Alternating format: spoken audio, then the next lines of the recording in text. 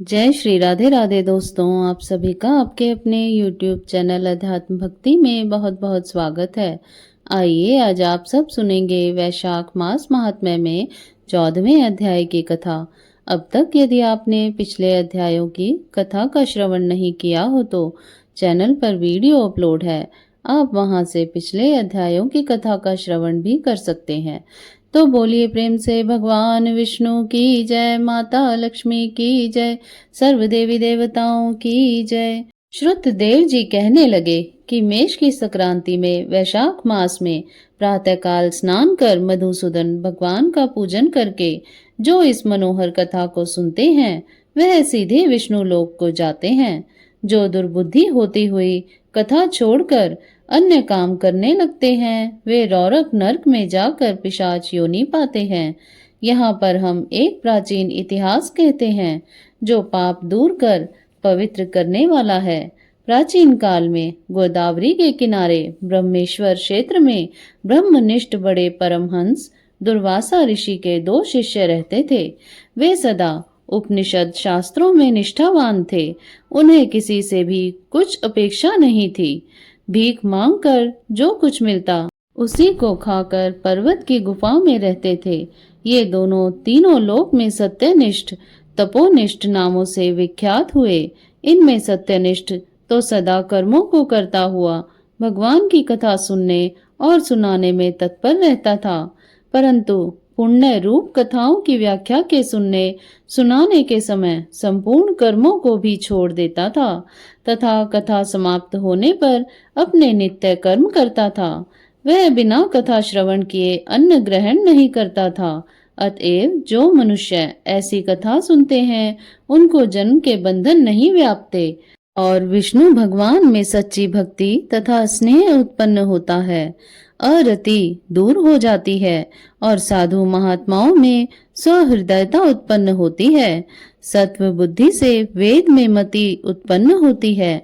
निरंजन निर्गुण ब्रह्म उनके हृदय में आकर विराजते हैं। परंतु जहाँ साधु महात्मा ना हो, तुलसी ना हो, विष्णु जी का मंदिर ना हो, काला मृग ना हो अथवा कथा ना होती हो, वहाँ यदि साक्षात गंगा जी का किनारा भी हो तो त्याग देना चाहिए। वहाँ का मरा हुआ प्राणी 100 जन्म तक कुकर योनि पाता है अथवा अंधता मिस्र नरक में पड़ता है। ऐसा उपनिषद विचार कर वह मुनीश्वर सदा विष्णु की भक्ति और कथा श्रवण करने में तत्पर रहता है। मगर दूसरा जो तपोनिष्ठ था, ना तो जीवा से विष्णु कथा कहता था, ना कानों से सुनता था। तीर्थ स्नान करने जाता तो वहां पर होती हुई कथा भी तप में विघ्न ना पड़ जाए इस डर से छोड़ देता था। श्रोता और वक्ता कोई भी उस कर्मनिष्ठ के निकट होकर गृह कार्य के लिए नहीं निकलता था। उस दुरात्मा ने दुर्बुद्धि से ऐसे ही समय बिताकर अपना शरीर छोड़ दिया। तब वह शमी के वृक्ष पर छिन्न कर्ण नाम का महाबलवान पिशाच हुआ। आश्रयहीन शुदा से व्याकुल हो उसका कंठ ओष्ठ और तालु सूख गए। ऐसे ही अत्यंत दुखी हो अपने किए हुए कर्मों के ऊपर विचार करता हुआ वह उन्मत्त की तरह इधर उधर घूमता हुआ भटकता रहा। इस प्रकार 10 सहस्त्र वर्ष बीत गए। उसे अपना कोई रक्षक दिखाई नहीं देता था। उस अकृतात्मा की देह पर पवन अग्नि के समान लगता था, जल काला अग्नि के तुल्य और पुष्पादि विष के सदृश मालूम होते थे।